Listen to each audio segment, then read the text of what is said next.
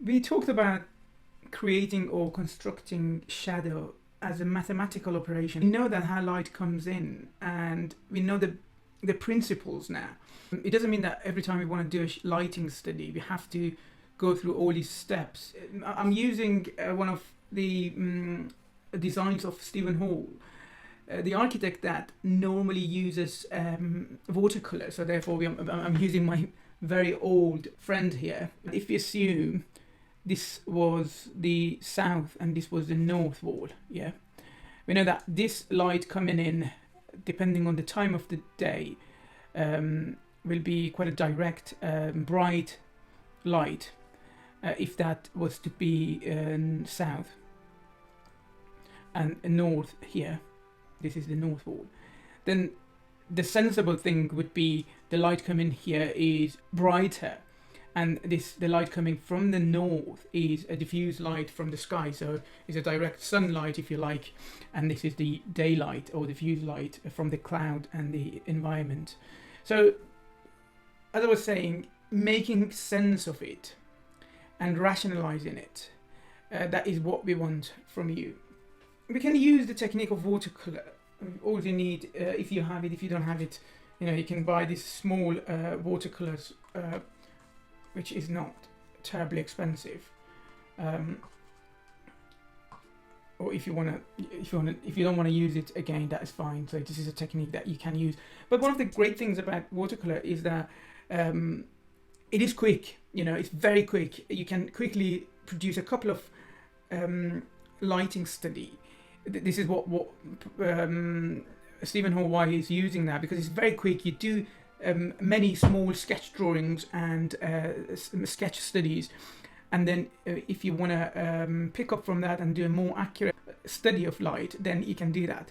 But let's get to the technique. Really, it's just you need to, first of all, I'm going to use a dry paper, and I've got some water here. And because the light comes this way, this wall will be probably the lightest of these two, because the light direction comes all the way here, and then this wall will be in more shade and a bit darker, and then it will cast some shadow here and some shadow there. So if we kind of quickly, as I said, if you're not comfortable and you're doing this first time, then you want to maybe make a couple of lines here to direct you. And this bit as well, this wall, as we can see, there is a recess here, like a skylight, but then we've got this mass or this ceiling which comes down slightly, which means that this will cast some shadow, although this being in shade, but the shadow is what this object casts on this wall. So what I'm going to do, I'm going to make a very kind of greyish tone. I don't take the excess. I'll just leave the excess water, and then push there. Okay, where I want to be darker, I put more water there, and then I take my watercolor and then get a bit black or a bit brown, dark brown, and just touch here. Yeah, just touch here. Leave it dry a little bit, and then you can pick up another brush, which is maybe has a kind of a sharp, more fine edge to it, and then guide yourself there. Give a wet wash all this wall, but then I wanted this bit to be slightly darker, so I'm going to go again, and this time I'm going to take the excess water, so I'm going to make it a bit dry, so I'm going to take the excess water off my brush, and then literally go all the way, brushing, and then again going this way and leaving the excess where I want it to be darker. And then make sure that you've got a flat surface. That would work better, because, or if you want to incline it towards the way that you want it to be darker, so that this will go all the way where we want it to be darker. So I think that's, I'm going to leave that there. You can pick up the brush, the brush which has a maybe finer, smaller brush, with a finer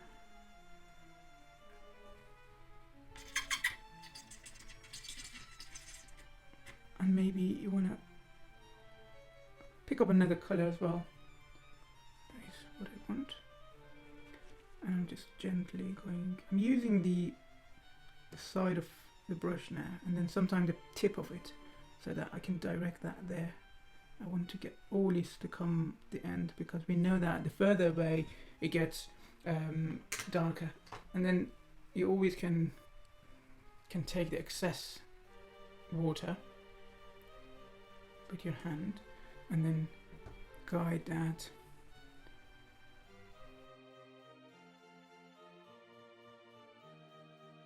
One of the good things about watercolor, actually, sometimes if it's patchy, it is more realistic. So, but not too patchy. So we can see that there is a distinct difference between here and there, and that's, I think, what I wanted to achieve. Okay.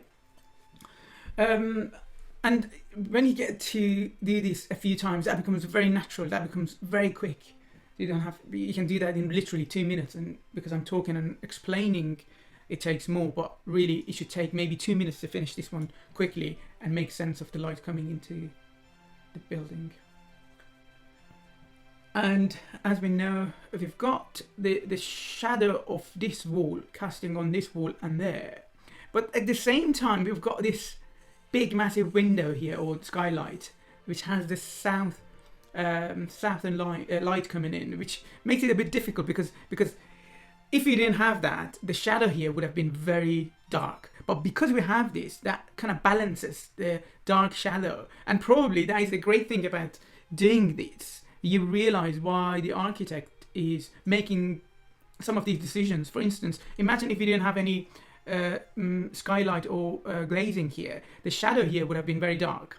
But now, because we have that, that balances the shadow, and probably actually we are going to get a quite a soft shade, something like that here, or quite a soft shadow, something similar to this tone.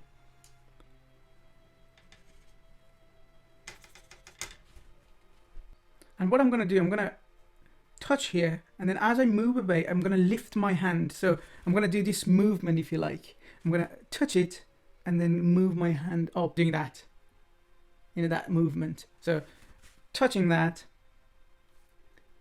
and then as I move away, I'm just going to lift my hand like that. And I'm doing that on, I'm going to do that in 2 goes. So I'm going to let it a little bit dry, a bit, not too much. And then I'm going to pick up again. And this is just one way of doing it. You've got tons of other techniques, dry and dry. And I must say, my paper is not a watercolor paper, so it gets this warp, which is unfortunate. But so I'm going to do that again.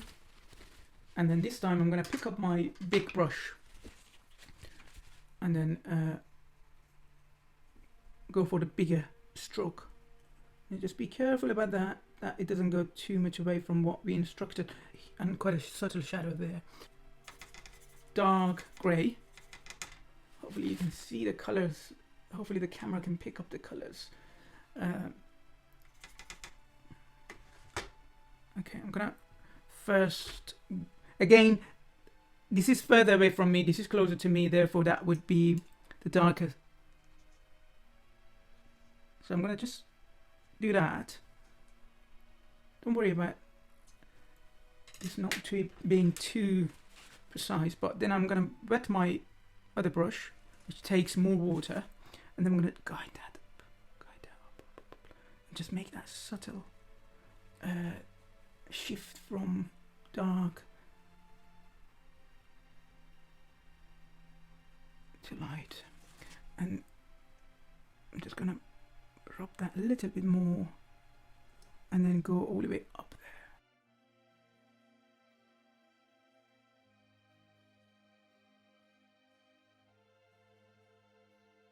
there. That actually helps me to get a darker tone here because of the gravity, of course.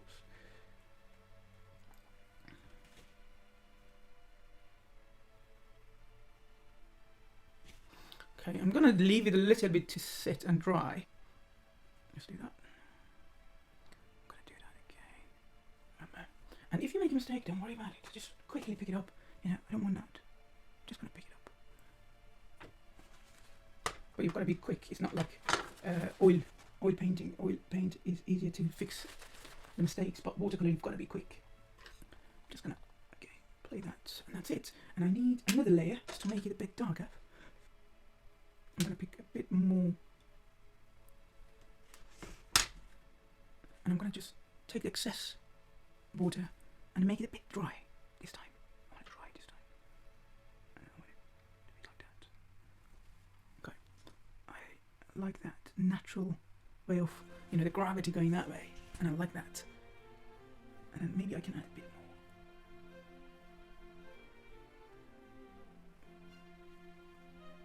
There. And then look, if I touch it, that finds its way.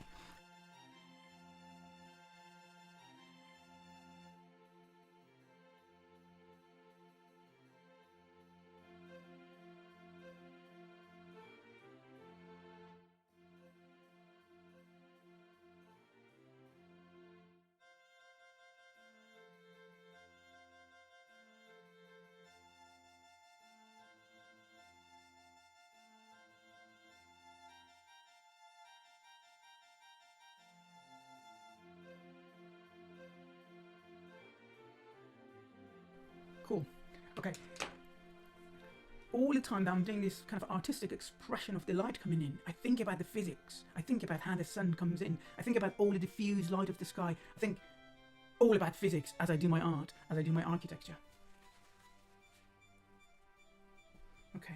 Now we know that it's going to be quite bright. We know that it's going to be bright, but we know that here we've got a very kind of a subtle shade, which is pretty much maybe like this tone, even lighter. Something like, I would say this tone here would go there. So I'm going to make a very,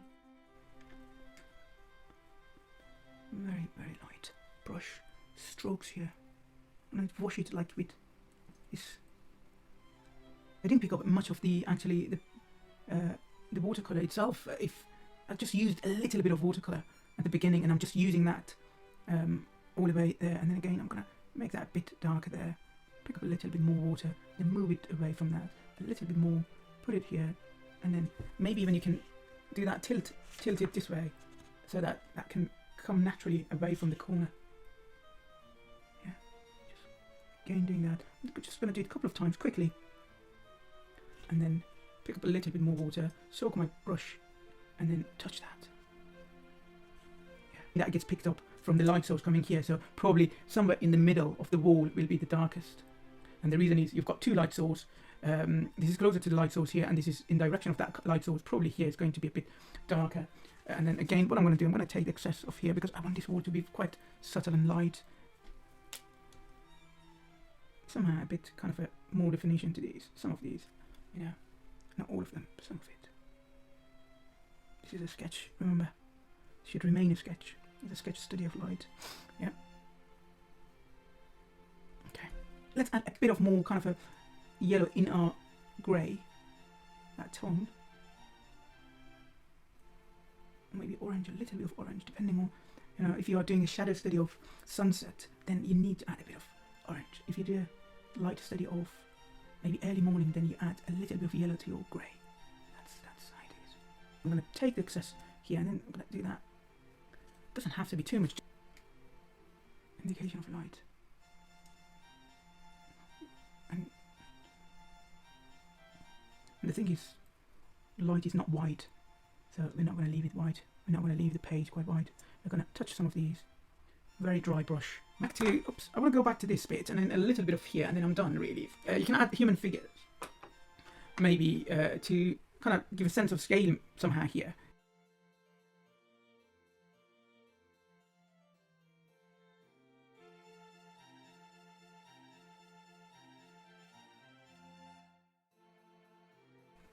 I mean, you should be done with this one, but if you want to maybe give a bit more definition to some of this line, you can pick up a very fine brush, very small, fine brush, and then go over some of these lines, get a bit of a darker tone, and then maybe go over some of these lines.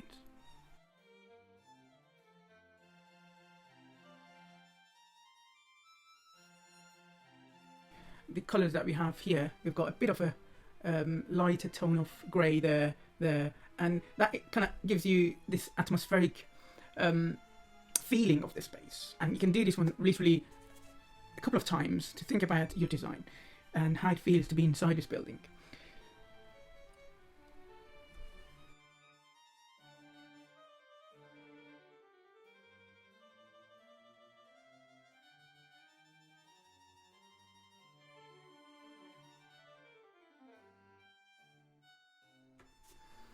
Okay, we've got another drawing, pretty much a similar scale, similar space, but we are going to change some of the design elements. Again, I'm using the design from Stephen Holt,